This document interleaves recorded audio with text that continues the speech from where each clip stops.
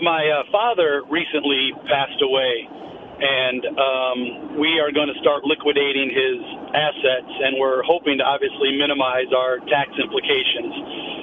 He left us a very small amount of cash, $10,000 or so, about $60,000 in stocks, and he owns his house outright. It's probably worth about $250,000, and, of course, all the household goods. Right. Everything was left to my sister and myself, 50% split down the middle. So we're just wondering what to do next. All the taxes been paid? His final tax return, has that been filed? Not for this year. It was paid for last year. And when did he pass? He just passed last week. So you've got 13 months to file that final tax return.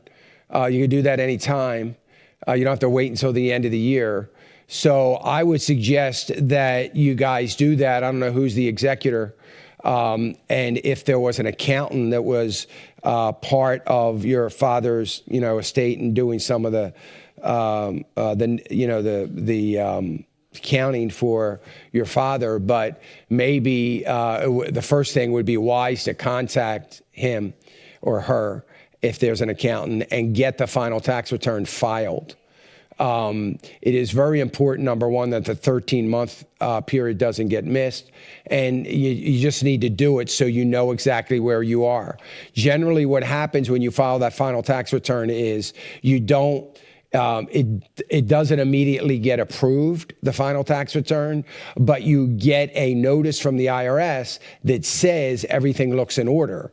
And you need that so you know how an idea of how much taxes have to get paid out of the estate account. So I would work on getting that done first.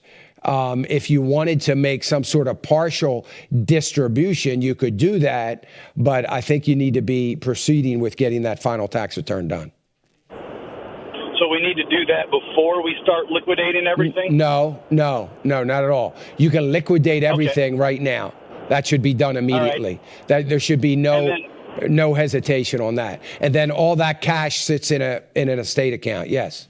Okay, it sits in an estate account, and then we at some point disperse it between the two of us. That's right. And if you want to take a partial disbursement, I'm sure that would be fine. What you don't want to do is take a significant disbursement and find out for whatever reason there possibly could be, if any, that taxes are more than was expected or no tax at all or whatever. But I think that you ought to proceed getting everything liquidated, continue to do that, and then in the meantime, be filing that final tax return. Hey, I want to thank you for watching the clip. We sure do appreciate it. Would you go right now, click on that subscribe button if you haven't already? That helps us. We would appreciate it. Thanks again.